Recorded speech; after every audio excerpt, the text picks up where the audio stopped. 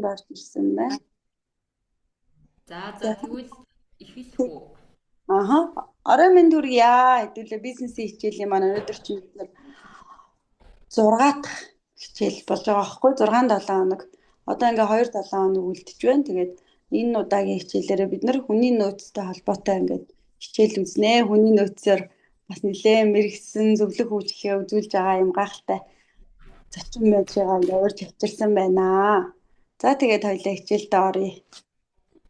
За сайн байцгаана уу? Энэ өдрийн мэндийг хүргэе. Бас ийм гайхалтай хөтөлбөрт хамрагдаж байгаа та бүхэндээс баяр хүргэе. Ялцчгүй гişгэн менторын сургалтууд хөтөлбөрүүд суухаар өөрчлөлтүүд ялцчгүй гардаг. Энэний бас нэг тод жишээ нь би гэж өөрийгөө боддгоо.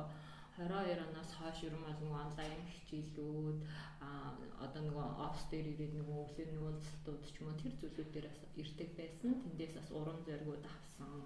Сургалтуудаас нь зөндөө олон зүйлийг сурсан байна лээ. Тэгээд тухайн үедээ бас нэг айхтар дүгнэх байсан. Ингээд илүү өөр дөрөө бас нэг анализ хийгээд дүгнээд явхад энэ зүйл дээр бас нэг ийм өсөлт гарсан юм ингээ хатаад ялтчгүй. Гişгэн менторын маань хувь юм бас зөндөө байсан мэлээ. Тэгээ бас ментортаа маш их баярлалаа. Тэгэхээр та бүхэн маань бас сурч байхад илүү бас нөгөө зорилго тавиад тэр зүйлийнхээ төлөө хамгийн гол нь үйлчлэх нь аягүй чухал байдаг.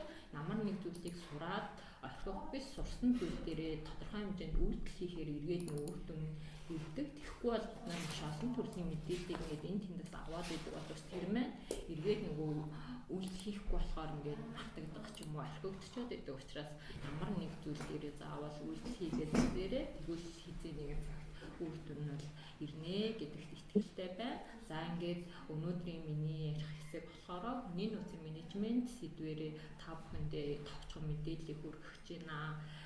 Тэгээд хичээл эхлэхээс өмнө өөрийгөө товчхон танилцуулъя. За намайг Одон Туул гэдэг хүний нөөцийн чиглэлээр одоо 10 гаруй жил ажиллаж байгаа. Ерөн бол нөгөө хоол үйлдвэрлэл худалдааны салбарт нэлээд ажилласан туршлагатай сүүлийн жилүүдэд болохоор хүний нөөцийн аутсорсинг зөвлөх үйлчилгээ чиглэлээр илүү ажиллаад яваа юм хүн байгаамаа. Миний яриа сонсогдож байгаа болов уу? Сонсогдож байна.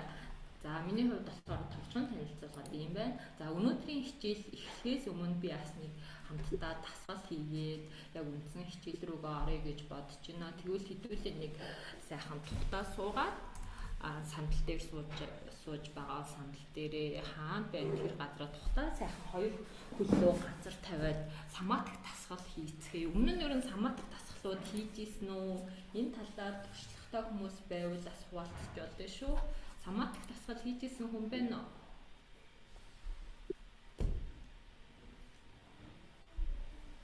За тэгэхээр өнөөдөр би болохоор нэг ийм хоёр дасгал хамтдаа хийгээд хичээлээ эхлэе гэж төлөвлөж байна. За хамгийн ихнийх нь болохоор бид нар нөгөө амьсгал маш чухал байдаг. Тэгээ амьсгал гаргахтаа эргээд бид нар нөгөө хамраараа амьсгалаа аваад амаараа гаргахтаа мүү гэж аваа хилээд гаргахаар яадаг вэ гэхээр бидний нөгөө энэ ирүүний энэ болохоор маш их тийм чангараас травманы үлдсүүд нэг байдгийн маань хуримтлагдсан. Тэгээд юу аваа гаргах үед энэ болохоор илүү тэр булчин маань сулраад энд байгаа тэр одоо тавгүй зүйлүүд маань ингээд илүү сарнинд байдаг учраас бидний одоо нөгөө сөрөг бодлууд ч юм уу тийм тайвшраад илүү хөв нэмрээ оруулдаг. Тэгэхээр энэ дасгалыг тогтмол одоо өдөрт 1 минутыг өөртөө зарцуулаад хийгээд байвал эргээд бид нар нөгөө ажилтаа төвлөрөөд өөрийгөө илүү нөгөө тайвнаар бас альва асуудал шийдэх бүрэн боломжтой гэсэн үг. Тэгэхээр хамтдаа бас энэ дасгалаа нэг хийгээд үзэх үү. За тэгээ. За сайхан тухтаа суугаад хоёр хөлөө газар тавиад хамраараа амьсгалаа аваад тайван урт аваад амаараа гаргахтаа гэх юм шүү. За эхлэе.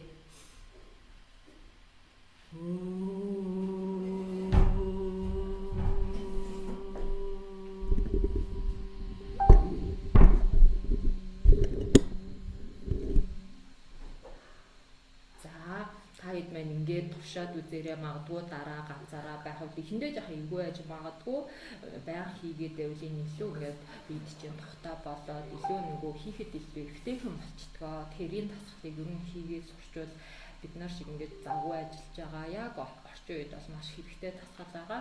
Тэгэхээр энийгээ бас туршаад үзээрэй. Магадгүй энэ тасгалыг хийж явах явцад ямар одоо мэдрэмжүүд, ямар зүйлүүд гарч ийн тэрнийгээ бас хуваалцаараа ившээх, нойр хүрэх, хихрэх гэх мэтлэн янз янзын одоо зүйлүүд гарч болно. Энэ бол хийвэн шүү. Бид нарт байгаа магадгүй тэр сэтгэл санаа зовнилт юм тэр зүйлүүд маань ингээд бас тодорхой хэмжээнд гадагшилж байгаа гэсэн үг. Тэгэхээр энэ тасгалаа бас нэг хийгээд үзээрэй. За энэ тасгалыг хийж үзсэн хүмүүс явал бас юугаа сэтгэлээ хуваалцаараа хийхтэн бас ямар байсан бэ? Зөвхөн байна уу?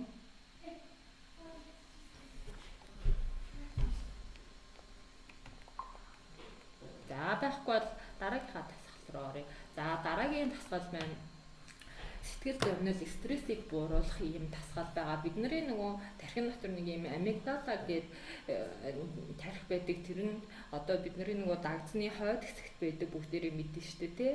Тэгээ бид нар энэ хэсэгт болохоор маш их тийм айдас санаа зовнил магадгүй ямар нэг хурал ихтэй магадгүй шинэ бизнес эхлэж байгаа ч юм уу энэ үед яана одоо ажилт нь яаж болох уу олдог маань хангалттай байх болов цалингаа яаж тавих уу ч юм ингээд маш олон айдас стрессүүд байгаа гэдэм юм л да. Тэр стрессүүд бүгдээрээ бидний одоо энэ амигдала гэдэг дагцны хойд хэсэгтэр илүү ингээд хөрвүүлэгдсэн байдаг маш одоо бага таснасаа бид нарт одоо үүсэн бүх тийм айдсууд байдаг. Тэгэхээр энэ зүйлийг ямар нэг одоо хурал эхлэхээс өмнө эсвэл ямар нэг тийм томоохон шийдвэр гаргахаас өмнө энэ тасгалтыг бас хийх юм бол бидний тэр айдсыг илүү сарниулаад арай нэг шинэ мэдээллийг тархинд өгөөд арай өөр байдлаар бид нөгөө шилжээд хөдөлгөөнд хийх боломжтой гэсэн үг. Энэ тасгалыг яаж хийх вэ гэхээр нэг гараа тухныхаа урд тавиад нөгөө гараа яг дагцныхаа ард хэсэг тавиад хөлөө сайхан газар тавиад хөлийнхөө хурууг сайхан мэдрээд за тэгээд ингээд тасгалаа бас амьсгалаа сайхан тавиад хамраараа сайхан амьсгал аваад хамаараа гаргаж шүү за. За амьсгал гарч яхад нь ямар байна? Тэрнийгээ сайхан анзаараад зөвхөн амьсгал дээрээ төвлөрөө шүү. За тэгээд духан дээрээ гараа тавхад духан ямар байна? Гарных нь одоо халуун дулаан нь ямар байна? Өсний ширхэг ямар байна? Энэ бүгдийг ингээ сайхан тайван мэдрээд за дагцэн ингээд дагцэн дээрээ гараа тавьсан байгаад ямар байна? Халуун байна уу? Хүйтэн байна уу? Энэ хэсгүүд аягүй сайхан ингээ тайван мэдрээд тэгээд амьсгалаа зөөлнө гаргаад хөлтийн хуруунуудаа сайхан мэдрээрээ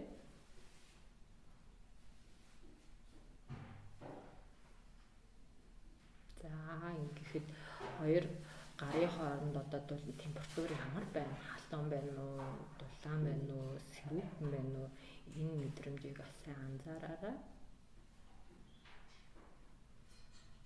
За ингээд зөөлн нүдэнийгээд орчноо нэг ингээд зөөлөн хараад үзээрэй. Эргэн тойронд нь юу харагдчих юм? Ямар нэг өөрчлөлт гарсан байна уу? Таатаа дулаахан зүйл юу байна? Тэрнийг нэг тогтоо сайхан хараад.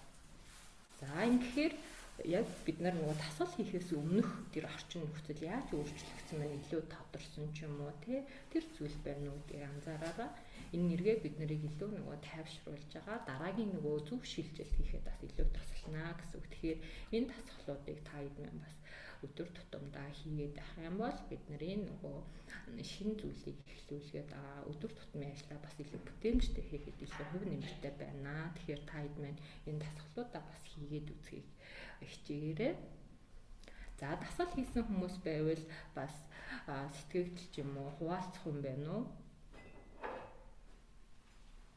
Саяны дасгалыг хийхэд юу нь ямар байсан бэ?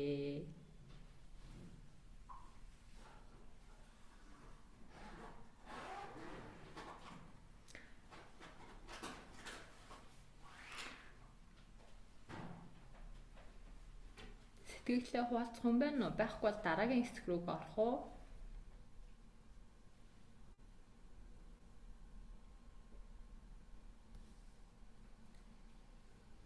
Сонсогдож байгаа болов уу? Сайн мэн үү та нэг сургалтанд сууж. Зүгээр сонсогч байна. Гоё ялаа. Гоё ингээд тайвширж байгаа мэдрэмж аваад нүдэ нээсэн чинь гоё гэрэл гэгээтэй юм шиг илүү тодорцсон юм шиг мэдрэмжтэй байна. Ааха.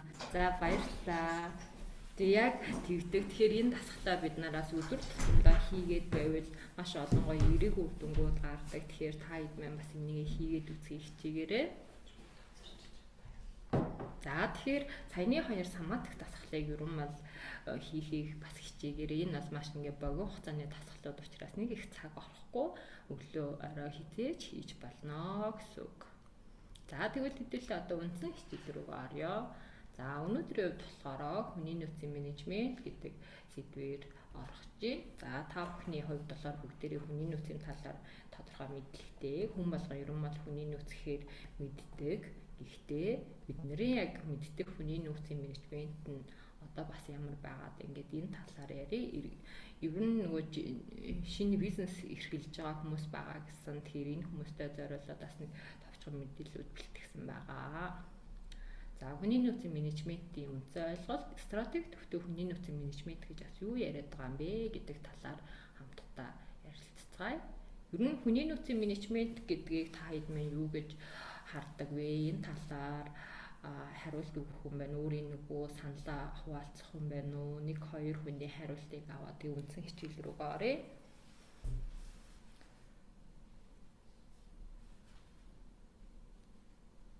За манай алтан цас хариулах уу? Чиглүүлж өгөхгүй бол манайхан чимээг өхөн байгаад шүү.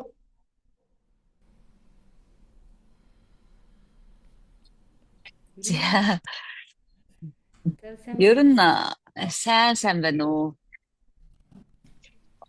Одоо тухайн одоо байгууллагыг одоо бүрдүүлэх одоо хамт олон боловсон хүчнийг одоо бүрдүүлж байгаа тэр юу л хүний нөөцийн менежмент гэх баг та. За баярлалаа. Гэхдээ одоо нөгөө нэг тухайн бизнес, тухайн байгууллагын үйл ажиллагаа одоо ямар шүү хэмжээнд явах вэ гэдгийг одоо шийдэх хамгийн чухал асуудал байх гэж бодож байна. Мэдээж ажилтан албаа хаагчдад одоо байгууллагын үйл ажиллагааг урагшин сайн хөгжүүлж явна шүү дээ. Тэгэхээр одоо хамгийн чухал ажил багтаа хүний нөөцийн менежмент бол хувийн үйлчлэл бол хувийн хвшилт бол. За баярлалаа алтан цулаа. За өөр хариулт өөрийнхөө бодлыг хуваалцах юм байна уу? Байхгүй бол дараагийн хэсэг рүү оръё.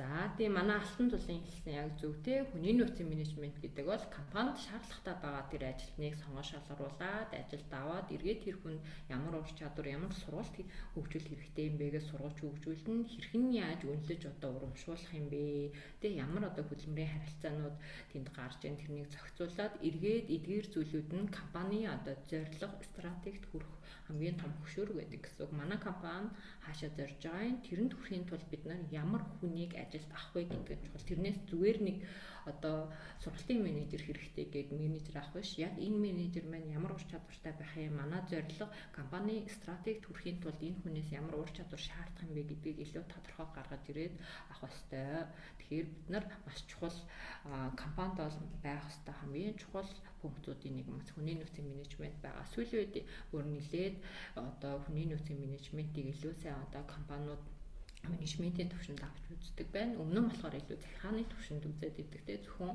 одоо тушаал шийдвэр гаргах, ажилд авах ч юм уу энэ үзгээр хардаг гэсэн бол одоо яалтчгүй хүний нөөцийн менежментийг илүү менежментийн төвшөнд нь хэрэгжүүлэхгүй болохгүй байна гэдэг тийм чиг хандлагууд гараад ирсэн. Тэгэхээр яалтчгүй бид нар шинээр бизнесээ эхлэж байгаа бол та энэ зүйлээр бас илүү төлөвлөөд анханасаа зэгцтэй явж иж илүү бизнес урт хугацаанд оршин тогтнох бас үндэс суурь болно гэж харж үзэж болно. За тэгэхээр бид нарын сайн нөгөө ярьсан зүйлүүдээ ерөн бол хүний нөөцийн менежментийн үндсэн нэг юм пунктууд байдаг.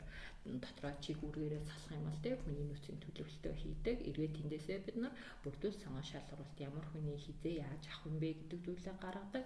За авсан хүнийгээ бид нар яаж сургаж хөгжүүлэх, гүйцэтгэлийг нь хэрхэн үнэлэх, ямар цалин хөлс урамшуулах, тэр хүнд одоо карьерийн хувьд ямар боломжууд байх юм те ажилтнанд ямар одоо давуу бенефит олох юм бэ юм уу энэ зүйлүүдийг бид нэр эргээд нэг цогцоор нь одоо судалдаг шинжилгээ ухааны хүний нөөцийн менежмент гэж хараад байгаа. Гэтэл бидний хамгийн одоо нийтлэг хардаг зүйл нь зөвхөн одоо ажилд авах те бүрдүүл сонгон шалгаруул хөдөлмөрийн харилцаа ч юм уу энэ зүйлээр хүний нөөцийг хараад байдаг нь маш өрөөсгөл болчиход байна гэсэн үг орчин үед. Тэгэхээр зөвхөн ажилд аваад гэрээ контракт хийх биш, бусад одоо бүх функцүүдийг цогцоороо бид нар хэрэгжүүлж эргээд хүний нөөцийн менежмент маань илүү амжилттай эргээд компани нөгөө стратеги зорилгод хүрэх хамгийн чухал хөшөөрөг нь энд байгаа гэсэн үг. За тэгэхээр сая бид нар бас дурдлаа тий.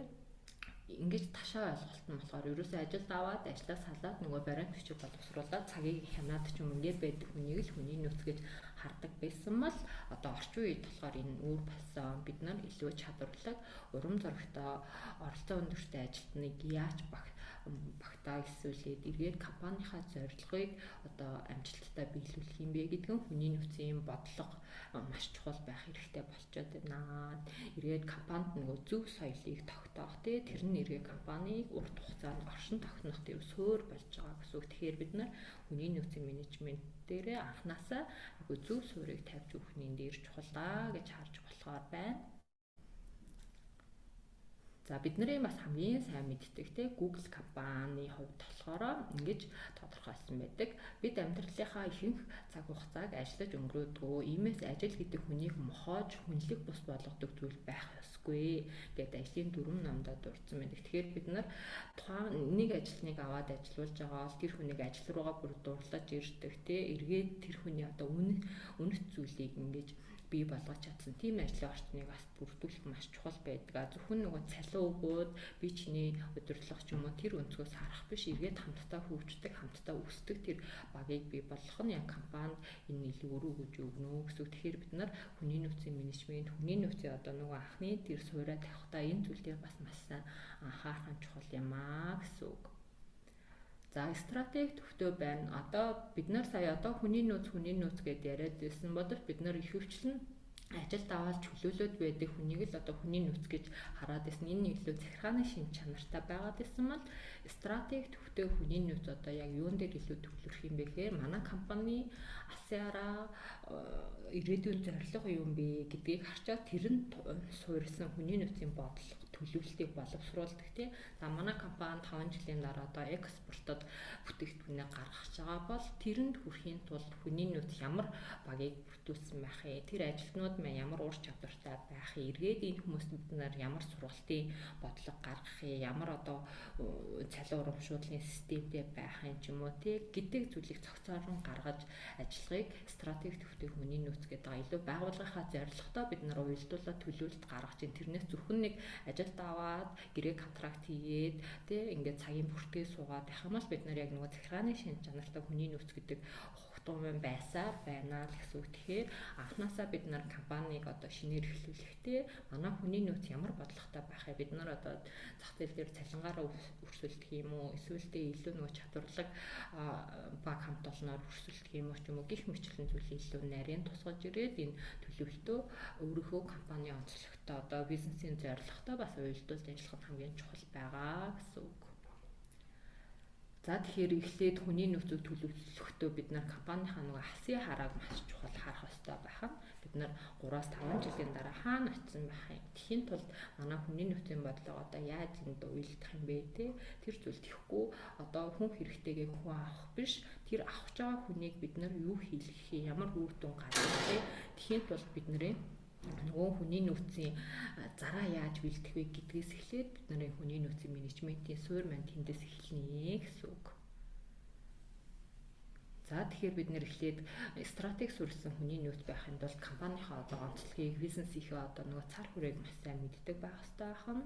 Эргээд бизнесийнхаа зорилго тулгуурсан соёл үнэт зүйлийг одоо төлөвлөж хэрэгжүүлэх ёстой байх нь компани алсын хараагаа бас илүү хүний нөөцийн бодлоготой шингээж өгсөн байж бид нар эргээд одоо зөв хүний нөөцийн бодлогыг бас гаргаж ирнэ гэсэн. Хүний нөөцийн бодлого гэхээр хүмүүс одоо юу байх вэ гэж яриад байдаг. Гэтэл бид нар нөгөө яг хаашаа компани хаашаа явах гэдэг нь тэрэнд чиглэс одоо цалингийн систем, баримт бичгүүд тий ажилтныг дэмжих тийм нэг хөтөлбөрүүд, бодлогоодыг гаргаж ирэхийг л хэлээд байгаа магадгүй одоо цалин хангамжийнхаа журмыг тий компанийнхаа одоо стратегитэй уялдуулаад ирээдүйн зорилготой уялдуулсан одоо нэг гүйцэтгэлийн үнэлгээний системээ ч юм уу эдгээр зүйлийг бид нар стратеги уялдуулаад гаргаж ирэхийг л стратеги суурилсан хүний нөөцийн бодлого гэж яриад байгаамаа гэсэн үг.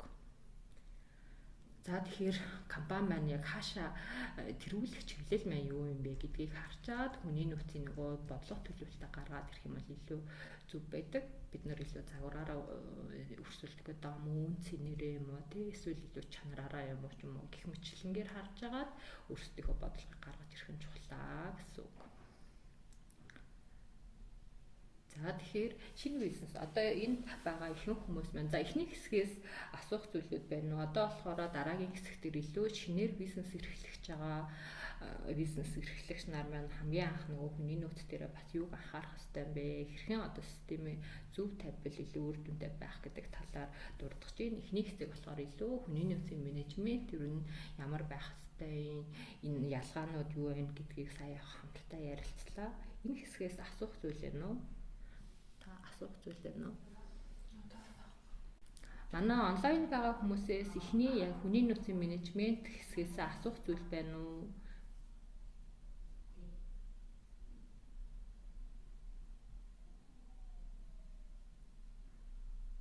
Байна уу?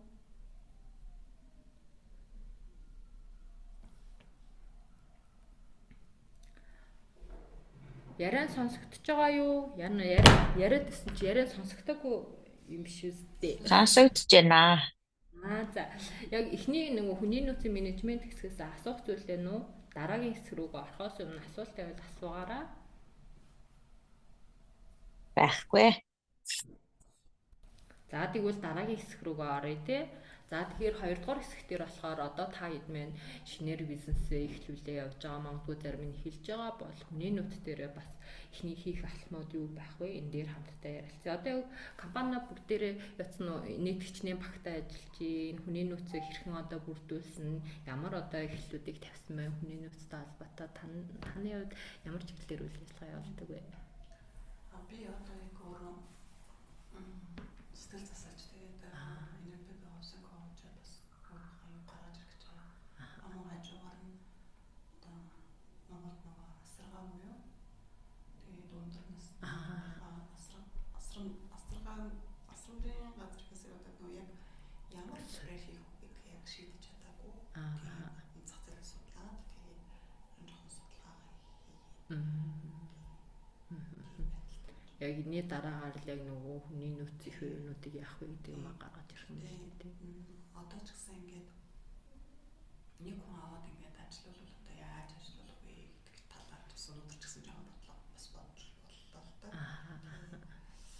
Яг нөгөө би одоо яг аавыгаа ингээд харж авалтаа ингээд өөрөө ингээд гарч авахаар ингээд заримдаа яг ингээд нэг хүнтэй үлдээгээд тэгэхээр ч мэдээж би бас нэг тийм гэсэн сонирх болно шүү дээ.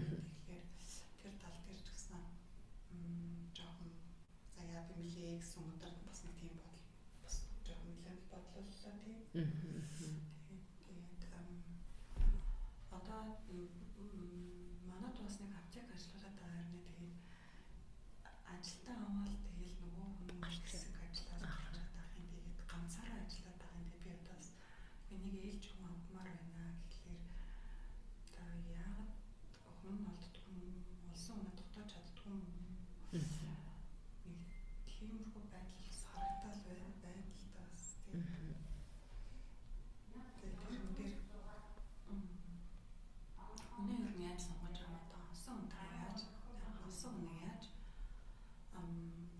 одоо нэг ажиллуулж чадах уу тэр үнтэй яаж урт хугацааны юм харьцааг үүсгэх дээрээ ер нь жоохон муу байгаа юм болов өөртөө аягүй хяналтгүй яваад байгаа юм болов гэсэн надад нэг тийм өнгө цаалгалтай байна л да.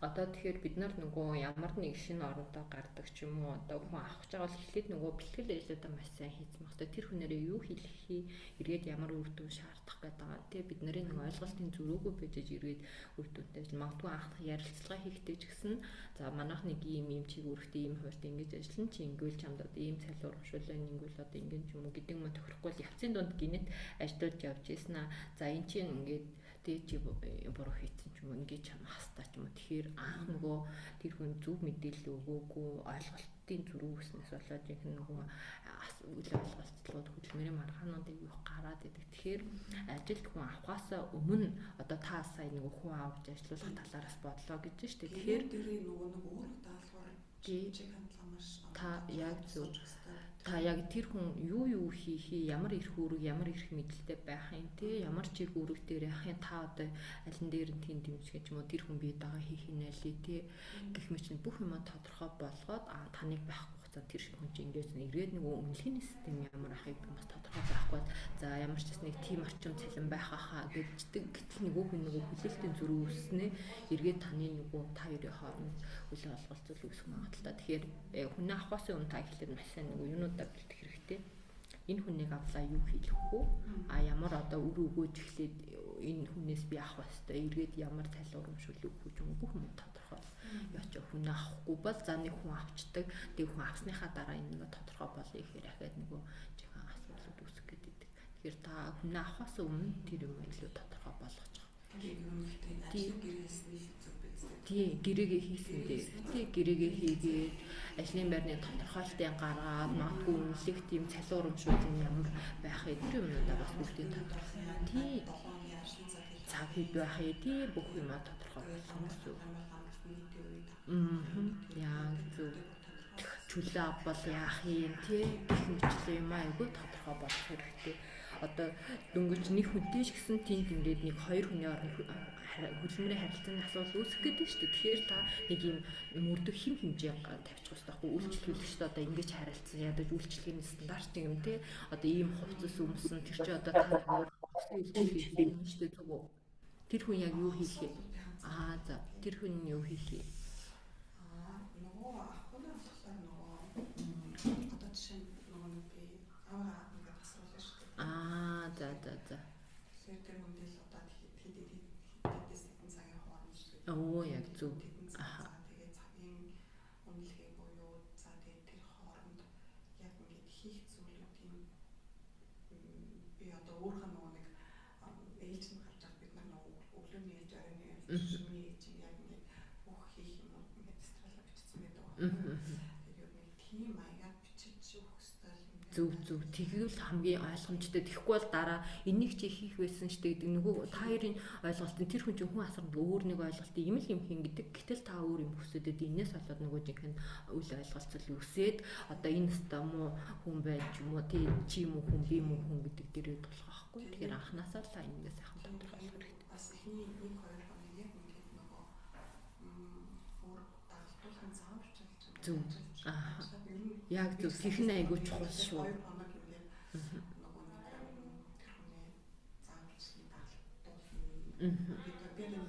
Одоо наа чи нөгөө юу гэсэн үг нөгөө дасан зохицох үе чиглүүлэх гэсэн. Тий. Ингэж өгөөд тэгээ бүх зүйлийг одоо энийг тэгж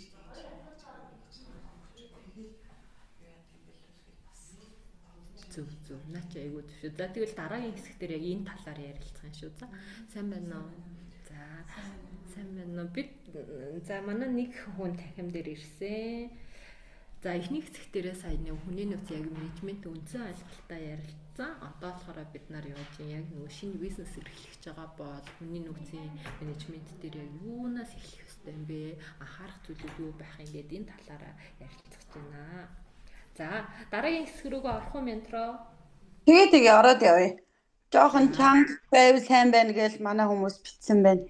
За ойлголоо. За тэгэхээр та хэд мэн магадгүй шинээр бизнесээ эрхлэж байгаа. Бизнесээ эрхэлсэн боловч хүний нөөцийн хэсэг дээрээ яг юу хийхээ одоохондоо нэг сайн мэдэхгүй байгаа бол бас дараах зүйлүүд дээр анхаарах хэрэгтэй гэж зөвлөмөр байна. За би магадгүй одоо шинэ компани байгуулж ингэж бодъё. Тэгвэл эхлээд яах вэ юм бэ? Нөгөө компани маань үн цэн соёл тий бид нар хаашаа явах гээд байгаа юм тий тэр зүйлүүдэд нарийн тодорхойлсон байх хэрэгтэй байна. За компанийнхаа процессыг гаргаараа. Та танай компанид чинь тий ямар процессууд байх юм бэ гэдэг нь тодорхой болох ёстой гэсэн. Магадгүй үйлдвэрлэл явуулдаг компани байвал тий үйлдвэрлэлийн процесс, дээрээсээ дэмжиж ажиллах маркетинг, борлуулалт, хүний нөөц ч юм уу, санхүү ч юм уу тэр борлуулалтаа яаж бүртгэхий, одоо орж ирсэн орлогоо хэрхэн зарцуулахыг тий энэ чи ирээд нөгөө санхүү дээр ороод ирнэ. За тэр бүтээгдэхүүнийг яаж борлуулах юм бэ гэдэг чи ирээд нөгөө маркетинг юм болчихно. Тэгэхээр энэ нь аль нь үндсэн процесс байх юм, аль нь дэмжих процесс яхаа гэдэг процессуудаа илүү тодорхой болгочихоо. Тэгэх юм бол бид нар нөгөө хүнээ авахд эргээ бүтэц оронтойгоо тодорхой болгоход илүү амар байна. За тэгээд процесс маань тодорхой болчихвол бүтэц оронтой бид нар хичнээн хүнтэй яаж ажиллах гэдэг юм бэ? Ямар албан нэгжүүд байх юм бэ гэдэг чинь бас тодорхой байх хэрэгтэй. Тэгэхгүй маргааш нэг хүн хэрэгтэй байна гэд нэг юм сэтгэл хөдлөлөөр ч юм уу төлөвлөхгүй хүн авахаар эргээд бид нар одоо өргөө зардал гаргах магадгүй одоо тэн дээр нэг үйл ойлголцлоод үүсээд асуудлууд одоо хөлмөрийн харилцааны асуудлууд үүсэх магадaltaй учраас бүтэц оронтойгоо батлаад тэрний дагуу одоо нэг ажлын байрны тодорхойлолтууд тэр албан тушаал дээр одоо юу хийх энэ зүйлийг хийснээр манай одоо компани зорилгод одоо хүрэх юм уу, ямар үр өгөөжийг өгөх юм бэ, ямар үн цэнийг бий болгох юм бэ гэдэг зүйлүүдийг маш нарийн гаргаж ирэх хэрэгтэй. За тэгээ бид нар за бүтцээ гаргачлаа, ямар ажил хийх нөгөө ажлын байрны чагсаалтууд тодорхойлолтууд болсны дараа за борлуулалтын менежер байлаагүй л энэ дээр ямар цалинтай байх юм бэ? Үндсэн цалинтай байх юм уу? Эсвэл үндсэн цалин дээр нэмээд урамшуул цалинтай байх юм уу? Эсвэл одоо бүтээмжийн цалинтай байх юм уу гэд ажлын байрны онцлогоос хамаарат цалингийн бүтцээ бас тодорхой болгох нь айгүй чухал. Тэгэхээр нэг намрын асуудал бид нар компанийнхаа соёлыг эхлээд үн цэнийг бий болгороо тэрний дараа эдгээр алхмуудыг хийгэрэй гэсэн. За тэгээд бид нар за яачлаад нэг 3 оронтойтой 26-нд ажиллахаар боллоо гэд бүтц оронтой зурчлаа, нэг захиралтай, нэг борлуулалтын менежертэй, нэг дизайнертай байх юм байна гэж тодорхойлчлаа гэж бодъё. За цалин тодорхой болчлоо, ажлын байрны тодорхойлолт нь болцсон. Тэгвэл энэ хүнийг одоо хаанаас яаж хайх вэ? Ямар хүн бид нар хэрэгтэй юм бэ гэдгээ одоо ажлын байрны тодорхойлолтоос хийх чиг үүргүүд нөгөө шаардлагуудаа тавиад зараа бэлтгэх юм байна шүү дээ. За борлуулалтын менежер маань тий илүү ятхан үнэмшүүлэх чадвартай байх юм байна. Борлуулалтын арга техникийг мэддэг байх юм байна. Гээд нөгөө нэг зараа илүү сайхан товчгүй тодорхой бэлтгэхээр бид нэр илүү нөгөө хайж байгаа хүнээ богино хугацаанд чанартай хүнийг олох боломжтой. Магадгүй за нэг борлуулагч хэрэгтэй гэж бодцоод шууд зараа тавих юм бол бид нар хамаагүй шаардлагууд тавьчих учраас тэн дээр бид нар оновчтой хүнийг бас олж чадахгүй байж магадгүй. Харин бид нар ажлын байрны тодорхойлолтоо боловсруулаад тэр одоо борлуулагч юу хийхий, ямар ур чадвартай байхыг гаргачаад хүнээ хайх юм бол бид нар илүү оновчтой зөв хүнийг сонгон шалгаруулад урт хугацаанд үр өгөөжтэй ажиллах боломжтой. Магадгүй зарим тохиолдолд компаниуд нөгөө хүн аваад тогтохгүй байна гэдэг нь эргээд юу хийлгэхээ тодорхой болгоогүй, ямар одоо шаардлагатай хүн байхыгаа тодорхойлоогүй учраас энэ дээр цаг алдах гэдэг. За ингээ хүн аваад сургаад гэдэг магадгүй зарим ажлын байран дээр бид нар сургаж болно. Зарим ажлын байранд сургахгүй яг туршлагатай хүн бид нарт хэрэгтэй байж болох учраас тэр хүмүүсээ зараа тавихтай туршлагатай хүн юм уу, туршлагагүй юм уу, аль нь хэрэгтэй юм бэ гэдгийг бид нар эхний бэлтгэл үе шатн дээр хийцэн байх юм бол сонгон шалгаруулалт үр дүнтэй болно гэсэн. Тэгхгүйгээр шууд сонгон бэлтгэл үе шатаа хийхгүйгээр сонгон шалгаруулалт хийгээ хүн авчих юм бол тэнд нөгөө бид нар өргөө зардал гаргаад нөгөө хүн солигдоо тийм процессын алдаанууд гараад өргөө зардал гараад байх магадлал байгаа учраас нэгдүгээр алхмыг эхлээ хийчээ дараа хүний сонгон шалгаруулаараа гэдэг зүйлийг зөвлөмөр байна. За сонгон шалгаруулалт хийчлээ. Тэгвэл бид нар тэр хүнийг одоо ямар дүрм журмаар, ямар гэрээ контрактаар яаж ажиллуулах юм бэ гэдэг чинь бас маш чухал. Одоо сүүлийн үед бас хүмүүс юун дээр илүү фокуслж байна вэ гэсэн чинь хөдөлмөрийн хуулийг ингээд маш сайн мэддэг болсон байна. Одоо энэ чат GPT дээр шууд оруулаад тий хүмүүс одоо хөдөлмөрийн хуулийн талаар одоо 7 хоногт бид нар хэдэн цаг ажиллах хэвээр яах хэвээр гээл оруулж гаргаж ирсэн ээ. Ажил олгогч нараас тий энэ 7 хоногийн 40 цагт ажиллах хэвээр яагаад намайг 45 цаг ажиллуулсан. Би 5 цагийнхаа илүү цагийг авъя л да гэдэг ч юм ингээд хөдөлмөрийн маргааны асуудлууд маш их гардаг. Эргээ хөдөлмөрийн маргаан дээр хэн хамгийн их буруутж байна вэ гэхээр ажил олгогч нар энэ дээр маш шууд ингээд буруутгах тохиолдол маш их байдаг. Тэгэхээр Тэгээд бид нар ажилтнаа авахдаа хөдөлмөрийн харилцааны одоо гэрээ контрактуудыг дүрм журм эрх үүргийг тодорхой болгосон байх ёстой. Тэгэхээр хөдөлмөрийн хуулийн дээр үндэслээд танаа онцлог юу юм бэ гэд хөдөлмөрийн дотоод журам компанийнхаа онцлог тогшин дотоод журмаа хасныг гаргаад ирэх хэрэгтэй. Тэрний дагуу хөдөлмөрийн гэрээ бусад гэрээ магадгүй зарим ажлын компаниудын хувьд болохоор нөгөө доктортой ажиллах гэрээ, сургалтын гэрээ бас хийж болдог. Эд хөрөнгийн гэрээ, нууц хадгалах гэрээ ч юм уу. Тэгэхээр хөдөлмөрийн гэрээг дагуулдаг бусад ямар гэрээ танаад байх ёстой юм бэ гэдгээ онцлоод хийчих болно. Зарим одоо нэг юм үнэтэй сургалт энэ төр явуулаад тэрнийг нэг заавал сургалтанд хамруулад ажилд авдаг компаниуд болохоор сургалтын гэрээ хийгээд ажиллуулах тохиолдлууд байгаад идэг. За тэгээд тухайн ажилтнууд чинь ингээ гэрээ контракт хийсэн бол хувийн хэрэг буюу тэр ажилтнад холбоотой бүх материалыг бас нэг юм баримт бичгийн документ болгох хадгалах хэрэгтэй. Магадгүй дараа нь бидний хөдөлмөрийн маргааны асуудал гарах тэр ажилтныг дараагийн түвшинд шилжүүлэхэд тэр зүйлүүд бас хэрэгтэй учраас анкет байх хэрэгтэй байх нь иргэний үнэмлэхтэй бусад одоо холбогдох диплом юу байдیں۔ Тэр хуулбаруудыг нь заавал авах хэрэгтэй. Магадгүй би эм зүйчээр хүн ажилуулах чинь гэвэл тэр эм зүй одоо ирэх одоо нөгөө эмийн санд ажиллах тийм эм зүйчийн ирэх байгаа юу 3 жилээр сунгасан юм уу яасан юм уу ч юм уу гих мэтлэн тусгай энэ зүйлүүдийн заавал бид нар хувийн хэрэгтний хийгээд хадгалсан байх ёстой. Тэр ажилтны ажлаас гарлаа гэхэд манад архив болоод үлднэ гэсэн үг. За тэгэл бид нар компанийнхаа одоо эхний алхам тий ажлын байрны тодорхойлолт оронтойгоо баталчлаа, ажлын зараа тавиа хүнээс сонгон шалгаруулад аваад хөдөлмөрийн гэрээ контрактаа хийгээд дотоод журмаа танилцуулчлаа. За тэгвэл одоо тэр хүнийг шууд ажиллаа гэд орхих юм уу? Эсвэл тэр хүнийг одоо тодорхой юмны чиглүүлэх юм уу гэдэг бас нэг асуудал байна. Тэгэхээр одоо л яалтчгүй сая манай танхимд байгаас нэг хүн ярьж дээ тий. Айгүй зүг харсан байгаа аахгүй юу? Тэр хүнийг бас ингээд чиглүүлэхгүй болохоор тэнд ингээд юмаа яг өөрийнхөө одоо мэддэг туршлага дээрээ хийгээд тэнд алдаа гарах эсвэл тэр одоо ажил олгогч ажилтай хоёрын хооронд нөгөө маргаа үүсэх магадaltaй байхгүй юу? Ажил олгогч маань за энэнийг бата одоо ингэж хийх ёстой. Гэтэл бата маань өөрийнхөө одоо өмнөх ажлын туршлага ч юм уу өөрийнхөө нэг ойлголтоо хийгээд үгүй шүү дээ энэ чинь ингэж хийхгүй байсан юм а чи энийг ингээд ийш нь байршуулах ёстой гэж үгүй ээ би л ингэж бодсон гэд ингээ ойлголтын зүрх гарч магадгүй. Тэгэхээр ажилд орсон эхний өдөр нь тий тухайн хүнийгээ сайхан одоо өсөж аваа за сайн байна уу компанид тавтай морил энэ дээр манай одоо офс ол ийм ч юм уу манай ажлын чиглэл ийм компани зорилго маань ийм гээд ерөнхий юмнуудаа танилцуулчаад чиглүүлнэ. За чи өнөөдөр одоо ийм ажлыг хийх ёстой шүү. Энэ 7 хоногт ингээд чиний ерөн бол хийх ёстой ажлууд чи хүрэх чи инээ гээд эхний 1-2 өдөр нь хамтдаа дагалдах боломжтой бол өөрөө дагалдуулаа боломжгүй бол одоо бусад хүмүүст нь чи үүргөөгөө тий. За өнөөдөр чи энэ хүнийг 1 цаг ингээд юмны заагаа чиглүүлээрэй ч юм уу бусад ажилтнуудаа бас одоо халамжлагч томлоо тэр хүнийг чиглүүлэх ажлыг заавал хийх хэрэгтэй. Чиглүүлэх ажлыг хийгээгүй улмаас бид нар тэнд одоо ажлын бүтээмжгүй ажиллах эргээд нөгөө хийж ирсэн стандарт маань алдагдах процессын алдаанууд гарах магадлал маш өндөр байдаг. Тэгэхээр энэ зүйлүүд дээр маш сайн анхаараарай. Тэгэхээр та бизнес эрхлэж байгаа бол эрхлэгч байгаа бол энэ дөрвөн шатыг заавал хийх хэрэгтэй. Энийний дараа нөгөө нэг сургалтын бодлого тий карьер замналт ч юм уу одоо тэр зүйлүүд бол дараагийн асуудал эхний асуудал нь энэ зүйлээ хийчихвэл бид нар тэр зүйлийг хийхэд илүү ойлгомжтой зэгцтэй болно гэсэн үг шүү. За тэгэхээр та хэд маань өнөөдөр магадгүй компани эхлүүлэлтэд ажиллаж байгаа бол шинэ компани бий болгох гэж байгаа бол эдгээр зүйлүүдийг тодорхой болсон уу гэдгээ нэг чеклээд хараараа тэгээд хэдэн хувьтай байна тэрнийхээ дагуу одооноос эхлээд сайжруулах шинээр хийх зүйлүүд дээр бас энэ зүйлээ бүртгүүлэлтүүдээ хийгээд документээ үүсгээд яваараа гэж зүйлмөр байна.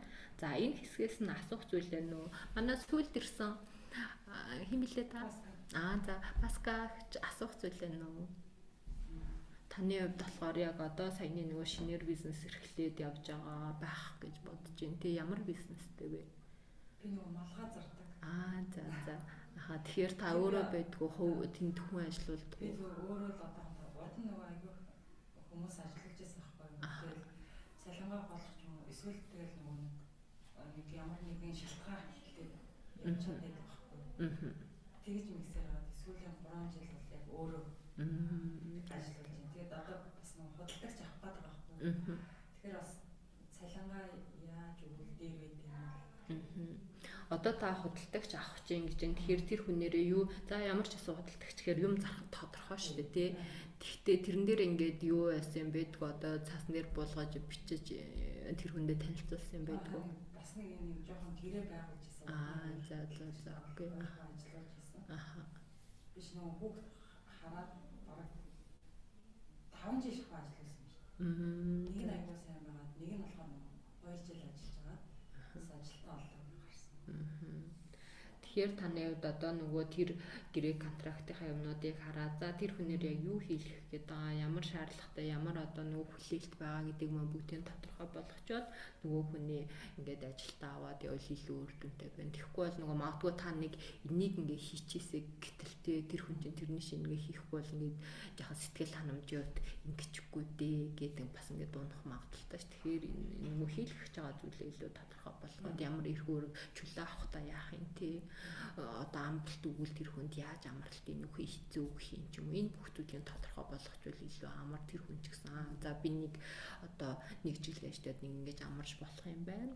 Би чөлөө авахтаа эхлээд одоо хит хоног юм хэлэх юм тий яах ч юм уу ингээ явахгүй тэгэхгүй гинэт одоо маргааш ажиллахаас нь шөнө 12 өнгөрч чи би маргааш очиж чадахгүй чөлөө авъя гэвэл энэ чинь бас ингээл үл ойлголцол үүсэх магадaltaй штэ тий яг үнэхээр хүндэтгэх шалтгаан байх юм бол тэрэн дээр нь ингэж болно бусад үе чи ядаж 2 хоногийн өмнө чөлөө авах хэл дээрээ тэгвэл би ажиллаа зохицуулаад энд ирж ажиллая шүү ч юм уу гих мэтлэн нэг анханасаа юм ингээд аюу тодорхой хэлэхгүй дараад энэ дэр үл ойлголцлууд гарах магадлал энэ дэр байгаа гэдэг. Тэгэхээр та эхний хэсгийнхээ энэ зүйлээ тий яг юу хэлэх гээд байгаа.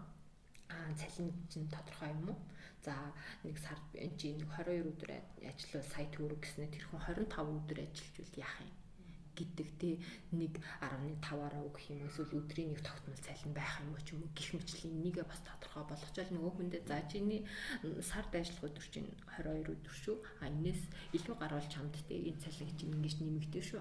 Хэрвээ чи 22 өдөр ажиллахаас 20 өдөр ажиллах юм бол энэ цалин чинь ингэж одоо хасагдаж орно шүү ч юм уу ингээд энийг тодорхой зарчим ажвал аль алинд амар тэгсэн чинь би 22 нэг сая төгрөгийн цалин аван гэж бодсон чи би өөрөө 22 өдөр ажиллах гэсэн мөртлөө 20 өдөр ажилласан даа тэгснэ сая төгрөг авнаа 20 өдөр ажилласан мөртлөө сая авах гэж үгүй шүү дээ. Анхнаасаа би чамд 22 өдөр ажиллавал сая өнгөсөн 22-оос бага ажиллавал чи ингээд ногдоод авах хэвээр гэдэг ч юм ингээл тэр хүн чинь ингээд анхнаасаа ойлголцсоосоор асуудаг. Тэрнээс болоод цалингаас болоод хүмүүс айгүйх нөгөө маргаа үсгдэг, айгүйх гомдож гарч явдаг тий.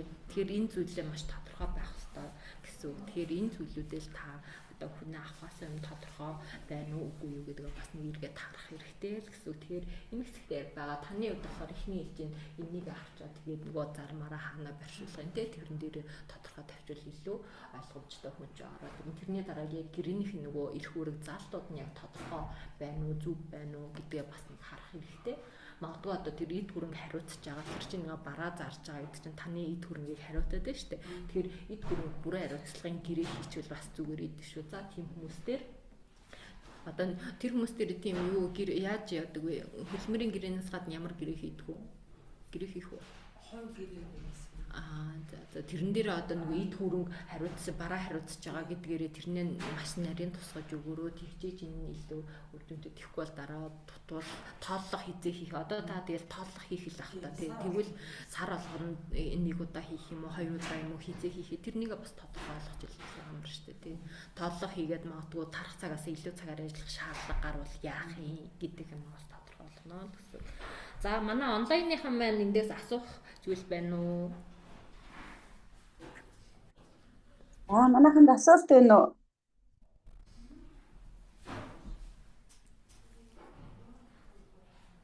Байна уу?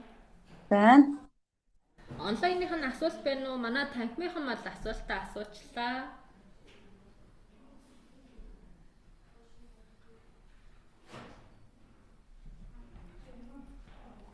За тэгвэл цаашаа явъя тий. За тэгээ.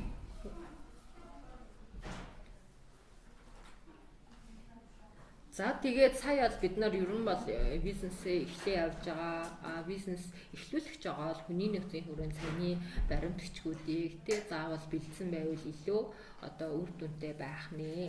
За тэгвэл баримтчгээ бүрдүүлчлээ, хүнээ авчлаа. Тэгвэл тэр хүнийг яаж бүтэмжтэй тогтвортой ажиллуулах вэ гэдэг нь маш том асуудал байдаг.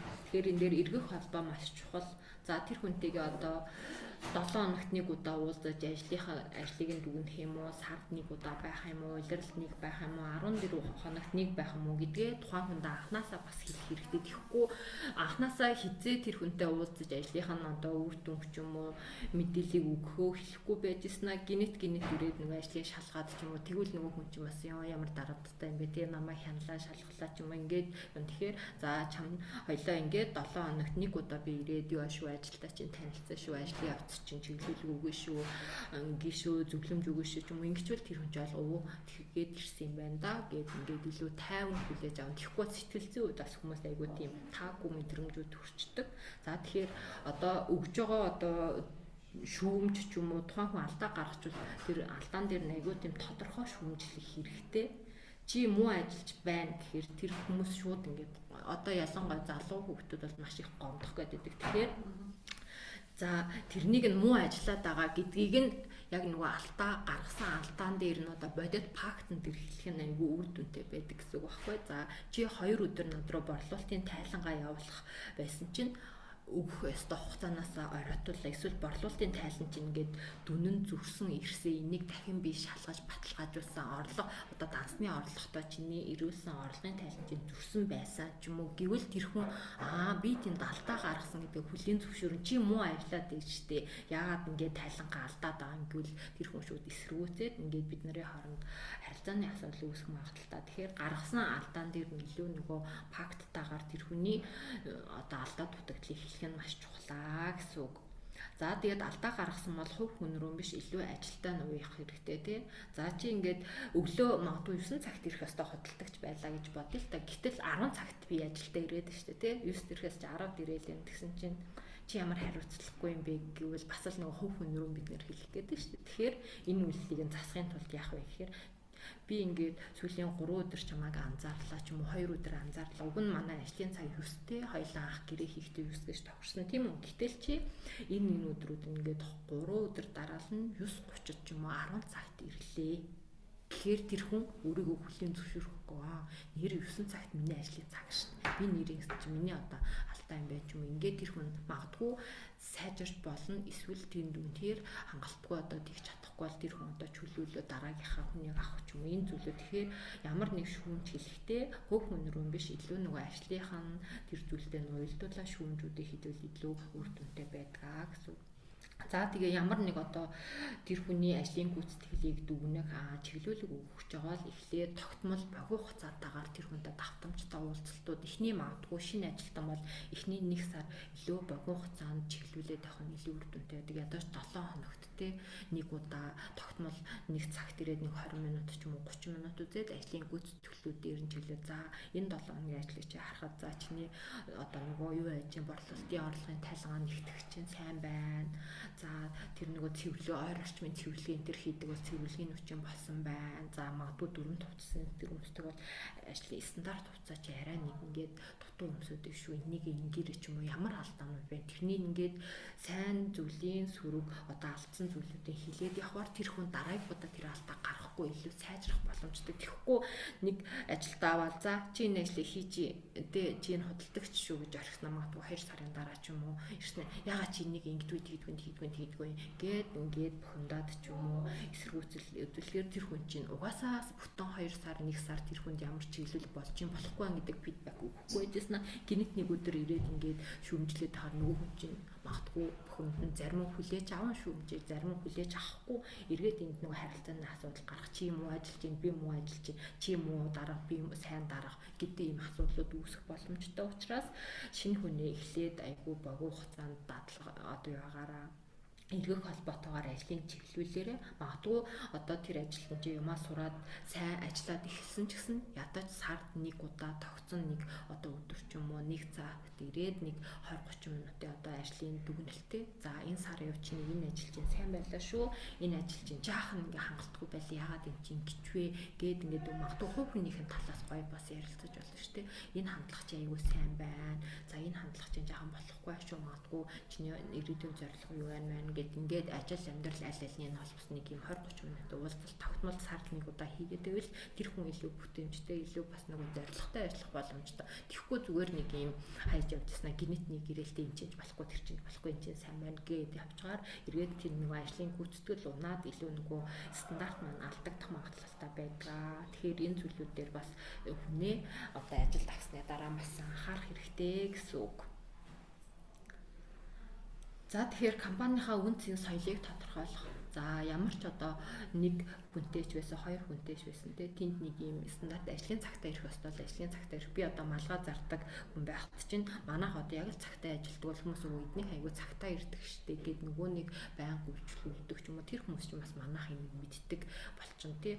Юм ядаж нөгөө юм стандарт ууттай уутандаа хийгээд өгчдгийг хүмүүс айгүй гоё ингэж харилцаатай байдаг ч юм уу. Тэгэхээр тэр хүмүүстэй за чи бараа бүтээгдэхүүн зарж байгаа учраас манай одоо энэ бүтээгдэхүүнийг брендийг төлөвлөж байгаа учраас айгүй тийм юу ах хэвээр шүү. Одоо хүнтэйгээ заавал мэдлэх ёстой. Хичнээн ачаалттай байсан ч гэсэн ингэрээ тэгэрээ гэдэг ийм нэг жижиг стандарт гэм хитэн зарчмуудаа бас наагаад өгчвөл тэр хүн чинь илүү тийм би бас нэг ингэж ажиллах ёстой юм биш тэгээд өөрийнхөө нөгөө эзэмшсэн тэр нөгөө югаараа биш бидний одоо нөгөө байх ёстой хэмжээгээр бас тэнд ажиллах боломжтой гэсэн үг. Тэгэхээр энэ зүйлээ илүү бас гаргаад тэр хүмүүстэй танилцуулж анханасаа зүгээр магадгүй бид нар одоо нэг хүнтэй байж байгаад үйл ажиллагаа өргөжөөд магадгүй цаашаа тэлэх бас боломж байгаа гэсэн үг шүү дээ. Тэр үед бас энэ зүйл чинь дараагийн салбар дээр бас энэ жишээг очих учраас анханасаа бид нар нэг хүнтэй байх үедээ л зөв суурь тавьж авах нь хамгийн чухлаа гэсэн үг шүү. За тэгэхээр айгүй энэ зүйлийг бас ямар одоо үнцнийг ямар соёлыг бид нар түгээх гээд байгаа юм бэ гэдгийг бас нарийн тодорхойлох нь чухлаа гэсэн үг. За сая би нэг хамгийн ихний хэсэгтэр тий суур бэлтгэл үе дээр процесс тодорхой болгоо гэдэг байгаа хэсэг нь энийг яриад байгаа гэсэн үг байхгүй магадгүй одоо бид нар ямар процессууд байх юм манай компанийн хувьд одоо үндсэн болон дэмжих процесс нь юу юм бэ гэдгээ ингээд нарийн гаргаад ирчих юм бол бид нар тэр бизнес цаашаа томорхоод илүү үр дүнтэй болчдөг. Одоо нэг хүнтэй байгаа малгайны худалдааны газар ч гэсэн энэ зүйлүүд айгүй чухал ахгүй. За борлуулалт хийх нь танаа хамгийн үндсэн процесс болчиход байна шүү дээ. Тэрэн дээрээ бид нар юуг одоо тэр хүн чинь эзэмсэн байх ямар одоо тий за бараа ирлээ тэрнийг агуулгатай хураалаа тий эргээд бараа лангууны бараа дүргэлтээ яаж хийх гэдэг юм аа бас ингээд тодорхой нэг очвол тэр хүн анх эрэхтэн нэг юм гарын авлах шиг хөрхөн нэг хуудас юм ч гэсэн үгүй тий за чи ингэх ёстой шин гэсэн бараан дуусчаад ах чинь захиалга яаж өгөхөж мэдэхгүй ч юм ингээд байвал эргээд бид нар борлуулалтаа алдах бас магадлалтай. Тэгэхээр энэ зүйлүүдийг бас илүү тодорхой яг танад аль хэсэг байх ёстой юм бэ гэдгийг гаргаад ирчүүл зүгээрээ гэсэн үг шүү. За тэгээ шинэ компани байгуулж байгаа эсвэл ганц хүнтэй компани байлаа гэд хамгийн сайн хүний нөөцийн хин бэ гэхээр захирал та өөрөө байдгаа. Та өөрөө хүмүүстэйгээ нээлттэй харилцаа тэднийг сонсох орчныг бүрдүүлснээр илүү амжилттай хүний нөөцийн багийг тэнд бас одоо компани соёлыг бий болгох боломжтой гэсэн үг. Тэгэхээр нэг компанитай нэг одоо ажилтнтай ч юм уу цөөн хүнтэй компанийн хувьд захирал нь ялтчгүй өөрөө хүний нөөцийн соёлыг бий болгоо явж идэг гэсэн үг. За уг нь энэ кейс даалгавар бэлдэж ирсэн. Тэгээд та хэд маань танхимд онлайн цөөхөлөө байгаа учраас ямар ч зэний зургийн дараад ийм танай компани дээр ийм асуудал гарлаа. Тэгвэл хэрхэн яаж шийдвэрлэх вэ гэдэг нэг зүйлийг бас гаргаад ирээрээ. За нэг ийм компани жишээ кейс даалгавар байна. За байгууллагатад бас удаагүй компани биш үү те дөнгөж 7 сар болж байгаа 3 ажилтнтай тэгсэн чинь дараах асуудлууд гараад байна. Яг л нөгөө хүнтэй харилцаад ирэхэд асуудлууд гарч байгаас те дизайнер нь би яг юу хийхээ мэдэхгүй байна. Захирал өдөр өөр жижиг ажил даалгаад байна гэж гомдлж штэ. Ингээл комплейнүүд гараад ирж байна. За борлуулагч маш идэвхтэй сайн ингээ хичээгээд ажиллаад байгаа ч гэсэн гэрээ хийж чадахгүй. Үйлчлүүлэгч одоо танаа бүтээгдэхүүн чи яа дээ танаа энэ програмын хөгжүүлэлт нь яаж яваад гэхээр нөгөө хүн чи ингээд хариулж чадахгүй байна гэхээр яаж юм тэр хүн бас нөгөө ажиллаа сайн мэдэхгүй ч юм уу ойлголтоо сайн аваагүй ч юм уу тэгэхээр энэ дээр яах юм бэ ч юм уу тэгэхээр бид нар анханасаа нөгөө компани байгуулахдаа за дизайнер хэрэгтэй борлуулагч хэрэгтэйгээ хүнээ авцсан боловч энэ хүнээр юу хийлгэж ямар үр дүн гарах вэ гэдгээ тодорхойлоогүй учраас эргээд энд одоо юм асуудлууд үүсээд эхлэдэг байх гэсэн үг байхгүй уг нь 7 сар гэдэг чинь нөгөө шинэ компани байгаад идэг тэгэхээр бид нар компани байгуулахаас өмнө хүн ажилд авахаас өмнө юу хийлгэхий яахыг гэдэг бүх юм тодорхой болгочвол эргээд илүү үр дүнтэй хамтын ажиллагаа тэнд болно. Одоо эмийн сан дээр ч гэсэн тэнд одоо эмийн санч авахын тулд бид нар тэр хүнээр за эмийн санч одоо юу вэ жорын дагуу ийм олгох ч юм уу яахан тодорхой гэхдээ тэр хүн чи өөр одоо тэнд одоо эмийн санд лангуугаа дүүргэхтэй ийм татаавалтын захиалга өгөх тэр ойр орчмын цэвэрлэгээ одоо юу лээ бос цэнэгтэй байлгах ч юм уу гих мэтлэн деталь жижиг ажлууд зөндөө аахгүй. Тэгэхээр тэрнийг бас нэг детальчлан оруулаад өгчвөл илүү амар гэхгүй одоо нэг бос машиныхаа юу цэнэгэн дуусчаад байхад тий нөгөө хүн цэнэглэг бол ирээд тэнд бас асуудал үүсэх магадaltaй л гэсэн үг байхгүй. Тэгэхээр та хэд маань энэнийхээ зургийг дараад бас нэг өөртөө энэ кейс даалгаврыг хийгээд үзээрэй.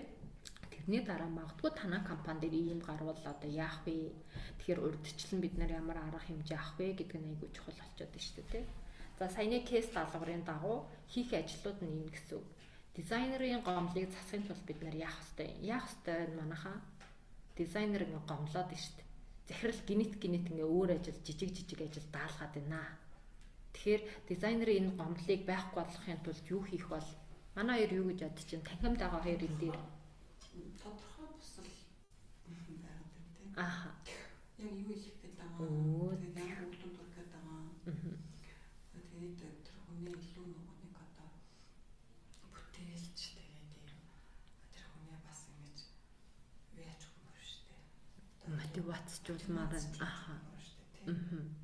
Тэгээд ийм функшн юм хийж тэгээд үр дүнгээ хараад тэгээд дахиад уушаад тэгээд илүү их одоо тэр байгуулгын одоо нэгэн гишүүн яг тэр байгуулгын одоо хүрхэд аваа зорилго үр дүнгийн төлөө ажиллах нь илүү чиглүүлэг одоо детальчлж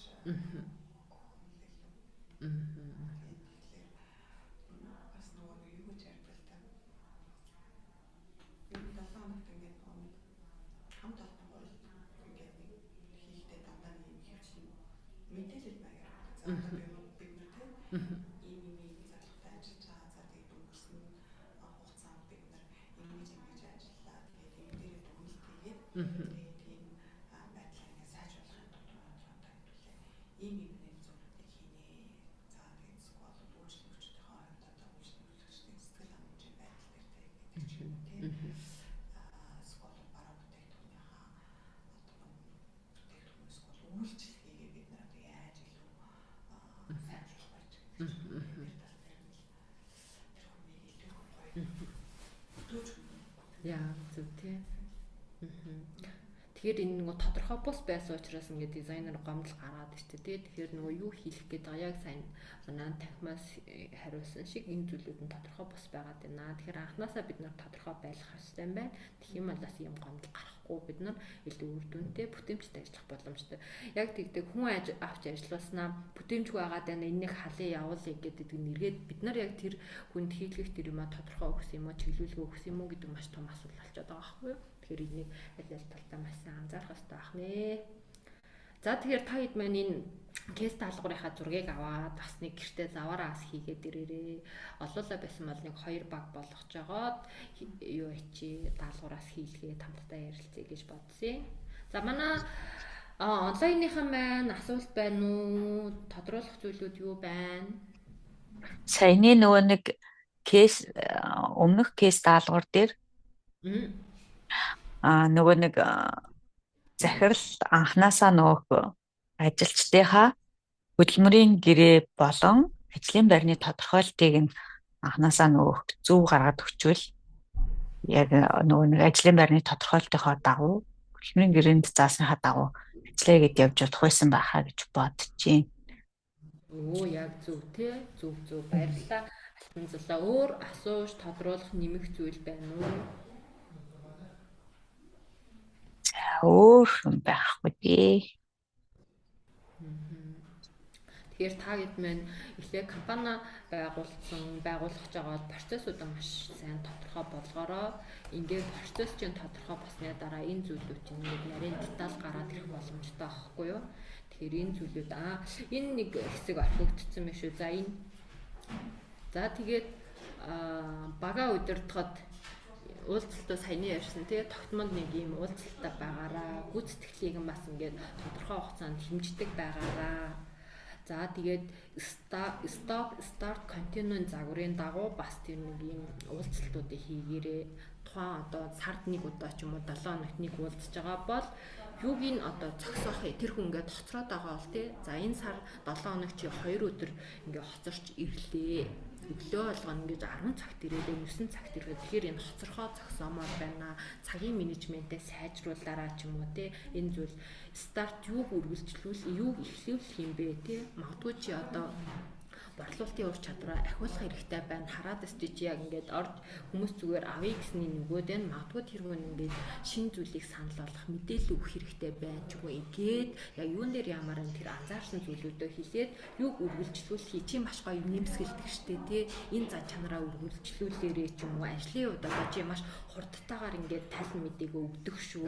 Энэ зан чанараа одоо чадвараа цаашаа илүү хөгжүүлээрээ ч юм уу гих мэтлэн нөгөө нэг 7 хоногийн ч юм уу сарын уулзалт хийхдээ энэний дагуу бас тэр ажилтныхаа анзаарсан зүйлүүдийг бэлтгээд ингээд танилцуулах нь илүү үр дүнтэй уулзалт эргээд бид нэр илүү бүтээмжтэй ажилтныгаа ажиллуулах боломжтой. Тэгэхгүй бол нөгөө хүн хэлхээс нааш цаас чичлэхээс нааш гэдэг шиг магадгүй тэр хүн өөрийнхөө гаргасан алдаагч мэдээгүй байж болно, анзаараагүй байж болно, магадгүй сайн зүйлээ ч анзаараагүй байж болно. Тэгэхээр бид нар сайн зүйлийг хэлээ хүнээ урамшуулчлаа, анхаарах зүйлийг хэлээ тэр хүн сануулчлаа. Тэгэхээр нэг удаа алдсан юм чинь дараагийн удаа тэр хүн алдахгүй байх магадлалтай.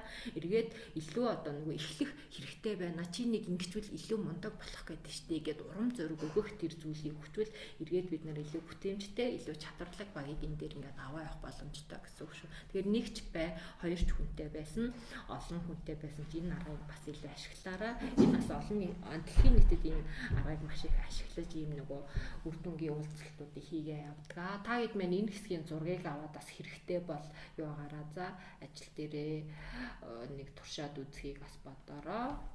За энэ хэсгийн зургийг нь авчиж болно шүү. За өөр асууж тодруулах зүйл байна уу? За энд хүрээд өнөөдрийн танилцуулга маань дуусч байна. Асуух асуултуудаа асуугаараа. Яа маш их баярлалаа. Манайхан гой боломж гарсан дээр асуулт асуугаарай заа яг хүний нөөц одоо бид нар чинь хамгийн чухал асуудал байгаа даа шүү дээ. Монгол те хүн ажилуулах гэж хэцүү байна. Яаж ийж гээд байгаа. За ариун над маань асуулт байна уу? Ариун над маань жоохон муу сонсогдоод байна л гэсэн байна те. Тийм үү. Яг түрүүн тэгж хэлсэн л те. За ариун над сайн уу? Асуулт байна уу? iPhone дээр хэм байна? Амраа маань байна уу? Баска байна. Энд чи нөгөө зүүмээр орж ирсэн iPhone гэсэн байгаа байхгүй юу? Миний нэр гарч ирсэн. Давхар зүүмээр орсон байгаа мó? Тий. За. Алтан зул маань асуулт алга уу? За алтан зул маань чинь одоо шинэ аялал жуулчлалын бааз одоо байгуулах гэж байгаа. Төслөө бичиж байгаа. Яг ингээд төсөл бичсэн хүмүүсийн хувьд яаж юу хүний нөөцөд хөдөлгөж болохгүй гэдэг дээр. За баазаас нь сууж байгаа хүмүүс шиг ч маань бас ялгаагүй түрүүн гэхдээ дурдсан тий.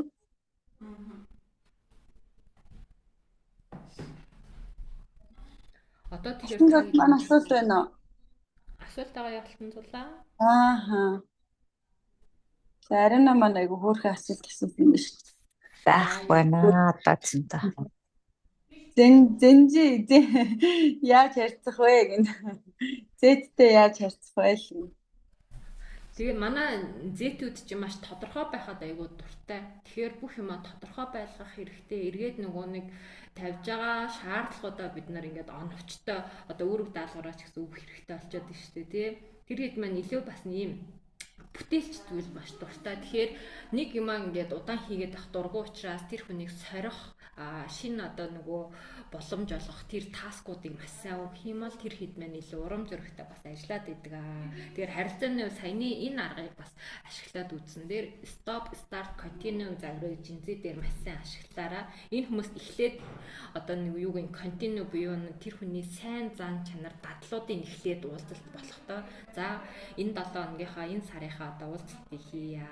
За чи хэр одоо ажиллаваа чи ингээд өөрийнхөө гоё ингээд энэ сарынхаа үр дүнг хуваалцаач гэхээр тэр хэд чи ярих хэрэгцээ маш өндөртэй хүмүүс байдаг. Тэгэхээр айгүй гоё юмнуудаа ярьсныхан дараа за тэгвэл би ингээд энэ сар чамайг анзаарсан чинь чиний энэ чадвар чинь маш сайн байлаа. Энэ зан чанар чинь ийм байлаа. Энийгээ үргэлжлүүлээрээ тэ гэж хэлээд чи одоо AI-г ямар сайн ашигладаг юм бэ? Тэр хийсэн постэр чинь үнэхээр супер байлаа ч юм. Ингээд өгснөхийн дараагаар за чи энэ зүйлийг эхлүүлэх хэрэгтэй байна. Одоо энэ дээрээ ингээд одоо нөгөө хэл хийх хүсэж байгаа тэр зүйлээ хэлээд хамгийн сүүл нь одоо тэр нөгөө зогсоох тэр хүний одоо нөгөө гаргаад байгаа муу дадал зуршил ч юм уу жаахан ингээд сайжруулах тэр зан чанаруудыг хэлээд ингээд өгвөл энэ хүмүүс маань илүү хурдтай, илүү бүтээмжтэй, бас илүү ингээд нээлттэй ажилдаг. Яг яасан мэддэхгүй байгаад хахаар манай жинзэнээр ингээд за волейболыг тодорхой бус байгаад байвал волейболыг гараа явчихдаг. Тэгэхээр энэ нэг богино хугацааны уулзалтаа гэхдээ маш үр дүнтэй нэг юм энэ загварын дагуу бэлтгээд орчвол илүү үр дүнтэй байгаад идэг. Би ер нь жинзээтэй нэлээд сүүлийн 22 оноос хойш нэлээд ажиллаж байгаа. Тэгээд нэг хүний нөөцийн багтаа бас ер нь сүүлийн 3 жил орчим дандаа жинзээ нарыг авч ажилуулад сургаж хөгжүүлсэн. Тэн дээр гарсан. Би өмнө нь болохоор өөрөө олшууд ингээд яг бидний үеийн хүмүүс ч юм болохоор нэг дарга хий гэсэн бол ингээд хийгээ явцдаг нэг тим хүмүүс шүү дээ. Гэтэл манай жинзээ нар чинь зарим өгсөн таскыг ойлгохгүй эсвэл тэрэн дээр ингээд тодорхой бус болохоор ингээд орхичдаг ч юм уу айдастай ингээд орхигдуулаад байдаг. Тэгэхээр нь би нэг жинзээ дээрээ 7 хоног болгоно энэ weekly уулзалтыг хийгээд за энэний болж байгаа. Зүгээр явж байгаа. Зүгээр. Тийм үү зүгээр. Тэгээд жинзэн дээрээ энэ аргыг ашиглаад 7 хоног бүрийн одоо даваа гарагт ажил эхлээд 5 өдөр ажилдаг. Тэгэхээр 5 дахь өдөр болохоор анханасаа ингээд ярилцчихдаг. Гинет тэр жинзэтэй уулзаад байвал ууран хүрнэ. Тэгээд анханасаа ажилдаа авахта за хоёулаа 7 хоног бүрийн 5 дахь өдөр юу шүүнийг 20 минут ингээд уулзалт хийшүү. Хоёулаа энэ 7 хоногоо дүгнээд ирэх 7 хоногийнхоо ажлын төлөвлөлтийг ярилцсан шүү. За чи энэ дээр цаг гаргах боломжтой юу? Чиний завчин хэдэн үед байна? Би энд байна гэж цагийн сайхан асуугаад хоёлоо тохиролцоо зарим үедээ офстой уулзаа, зарим үедээ гадуур ч юм уу гих мэтлэнгээр уулзахаар зарим гадуур уулзахаар тэр хийж бас айгүй тийм юутай нээлттэй ярилцаа авчдаг. Тэгэхээр ийм байршлуудаа жоохон өөрчлөөд ингээ богино хугацааны уулзалтууд хийгээд байхаар бүтээмж нь илүү нээлттэй байдлууд ингээ сайжраа авчихгаа. Тэгэхээр энэ аргыг ашиглаад нэг уулзаад үзээрэй гэж зөвлөмөр байна. Жинзээ нартай ажиллагаад илүү урам зоригтой сурах маягүй ихтэй хүүхдүүд байгаад байдаг. Миний жинзээтэй ашигладаг арга маань энэ weekly 7 хоног бүр нэг тогтсон нэг богинохон уулзалт урт уулзалт тэднээс дургу. Тэгэхээр нэг 20-30 минут байхад хангалттай. Тэгээд хувийнхэн зорилгыг бас аягүй сайн асуугаад тэрний ингээд гэхдээ хит хувийн одоо нөгөө асуудал руу хандаж болохгүй одоо нэг юм хэл хязгаараа тогтоогоод жаахан ингээд зорилго, компани зорилго, тэр хүний зорилгыг нийцүүлэх тийм юмнуудыг асуугаа магадгүй дараа бид нар яаж сургаж хөгжүүлэхээр байна ч юм уу тэр талаас асуудлуудаа асуугаад ингээд ажилтаа уялдуулж илүү үр дүнтэй байдаг. Хувийн юм асуугаад байвал тэр хэдэд бас илүү таагүй болчдгоо гэсэн үг. За, өөр асуулт байна уу манайхаа? Өөр гэрээ байгуулалтаа юу хамгийн сайн анхаарах хэрэгтэй? За, тухайн хүнтэй гэрээ байгуулах гэж байгаа бол эхлээд нөгөө бид нар эрх үүргүүдээ аягүй сайн оруулаад өгөх хэрэгтэй. Одоо бол компаниар байгуулах уу, хувь хүн дээрээ байгуулах уу?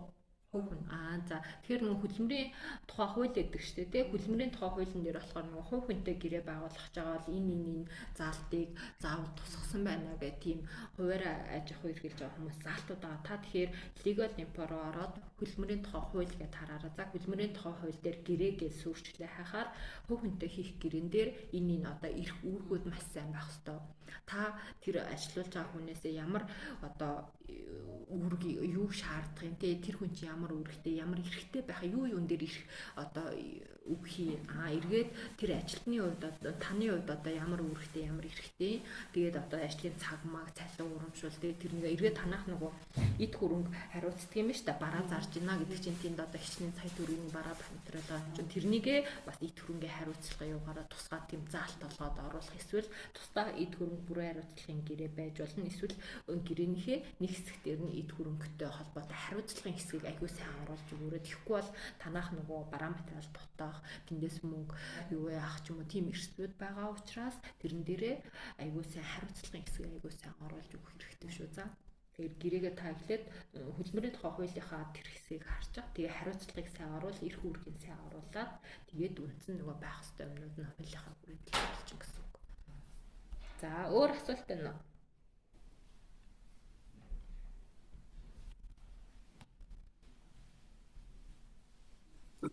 За хүний нөөцийн одоо чиглэлээр ингээл хүмүүс чи өөрсдийнхөө дураар хийгээд идэх чигээр бас зөвлөх үйлчлэгээ авсны ач холбогдол нь юу байдаг вэ?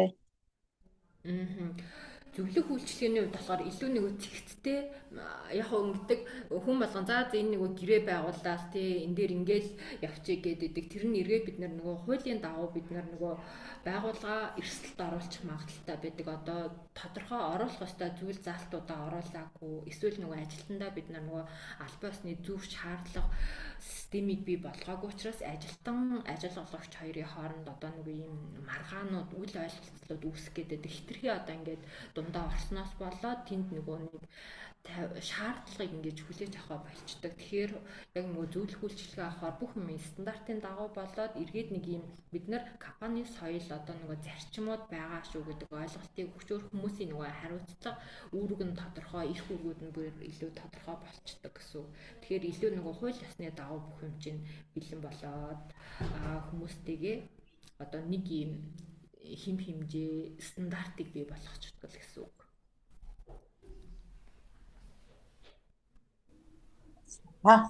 Манайханд өөр асуулт байна уу? За байхгүй бол хэдүүлээ 40 минут хичээлийг энэ үрээд өндөрлөё. Тэгэхээр маш их баярлалаа тий. Яг одоо тэгээ чухал асуудал дээр бас бид нарт ингээ ярилцсан. За тэгээд одноогийнхоо саяыг нөгөө групп дээр бидэд оруулчихна. Дараа нь манайхан холбогдох яг хүний нөөцийн зөвлөх үйлчлэгээ үзүүлж байгаа учраас асууж тодруулах юм байвал холбогдоорой гэж хэлчихэд болох бах тий. За тэгээ маш их баярлалаа. Та хэд маань тэгээд холбогдоод асуух юм байвал нийтдээ холбогдоорой. Би бас нэг пэйж хуудастай тэрнийгээ ерөөсөө их хөгжүүлж амжихгүй байгаа. Бас хүний нөөцтэй холбоотой жижиг дундуудаас мэдээлэлүүд оруулъя гэсэн төлөвлөгөө байгаа. Яалтчгүй сүүлийн 1 жил гарна 2 жилийн хугацаанд жижиг дундууд дээр нэлээд зөвлөх үйлчлэгээ үзүүлсэн. Тэгэхээр нэлээд олон тийм нөгөө эрсдлүүд зүйлүүд одоо гарч ирсэн. Тэрний дагуу бас тийм чиглүүлгүүдийг бас өгөхгүй болохгүй юм байна гэдэг зүйлүүд маш их анзаарчихсан. Хүмүүс одоо хуулийн мэдлэг маш сайтай болсон учраас бид нар одоо хөдөлмөрийн маргаан гарах эрсдэл өндөртэй учраас баримт шиг анханасаа бид нар тодорхой болгоод эхлүүлжүүл хин хинтэй айгүй амар үл ойлголцол гарахгүй тэр захирлын нөгөө нэг ачаал тэнд ингээд багсаа авчин гэсэн үг байхгүй. Тэгэхгүй бол захирал одоо бүх юм руугаа ингээд ороод яваад байхаар эргээд өөрт нь нөгөө стратегийн түвшний ажиллаа хийх дээр нөгөө цаг хугацаа багасчдаг. Эргээд энд нөгөө ажилтнуудын хооронд үйл ойлголцлууд маш их гарах гэдэг учраас анханасаа ийм системийг бий болгочвол хин хиндээ амар илүү бүтээмж өндөртэй ажиллах боломж байгаа гэдэг. Тэгээ эрсдлээс бас илүү өндөр сэргийлнэ л гэсэн. Тэгэхээр та хэд маань бас юу миний юу дагаа явж байвал явандаа би тийм мэдээллүүд зөвлөмжүүдийг бас оруулаад явах баха. За ингээд бүгдээрэнд нь амжилт хүсье. Дэвшгэ ментортой учирсан хүмүүс ялцчгүй нэг гоё үр дүнгууд гардаг. Тэрний нэг тод жишээ би байгаа учраас та хэд манай айгу зөв газраа зөв цагтаас ирсэн байна гэж бас дахин хэлмээр байна. Бүгдээрэнд нь амжилт хүсье. За маш их баярлалаа. Сайхан үг сонсоод сайхан байна. Нэрэлтээр чи 22 онд анх танилцаал тэгэл нэлээ олон юмнууд дээр яриад хүний нөөцийнхөө энийг гоё юм болгооч гээл тэ баг онлайнд ажиллана гэхээр юу илээ гээл хүлээж авах тал дээр бас тийм байсан. Тэгэл юу юугүй үйл ажиллагаа нь эхлээд бас маш гоё явж байгаа. Мэргэжилтээ бол үнэхээр гайхалтай юм ихтэй шүү. яг нэг зориг, урам зориг гэдэг ч юм уу ингээд өөртөө итгэл яг ингээд баг байгаад байсан. Гэтэл яг ийм мундаг ментортой ч юм уу чиглүүлэгчтэй байхаар яалтчгүй хүн ингээд тийм өөртөө итгэл ингээд гараад ирд юм байна. Өмнө нь би хизээш тийм зөвлөх үйлчлэгээ үзүүлнэ гэж бараг яг хөө би нэг хувийн компанитай болно гэж бодож исэн мөртлөө миний 10 жилийн дараах мөрөөдөл байсан байхгүй. Гэтэл 10 жилийн дараах мөрөөдлийг урагшаа татаад гаргаад ирсэн. Тэр нь бас ингээд яалтчгүй бусдаас авсан тэр урам зориг, бусдаас суралцсан тэр гайхалтай зүйлүүдийн өвчнөд ингээд бас өөрийгөө бас нээж чадсан гэж харж байгаа. Тэгэхээр одоо 26 27 оноод яг миний дараагийн өсөлтийн үеуд илүү хөгжүүлэлт хийх үе дээр явж байна. Тэгэхээр магадгүй хэдэн жилийн дараа илүү хүний нөөцийн одоо энэ салбарт арай өөр шинжилгээр бас гараад ирнэ гэж харж байгаа.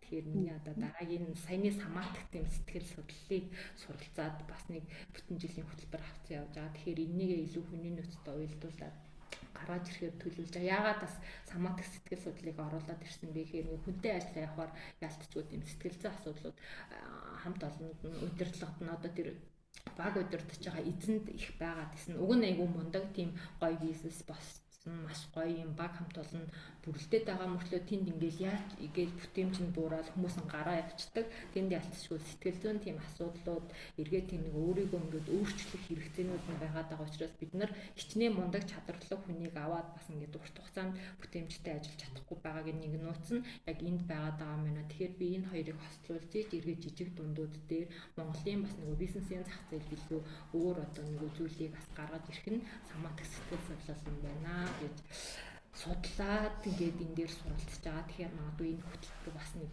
оны сүүлээр ч юм уу нэг хөтөлбөр гаргаж ирэх төлөвлөгөөтэй байгаа.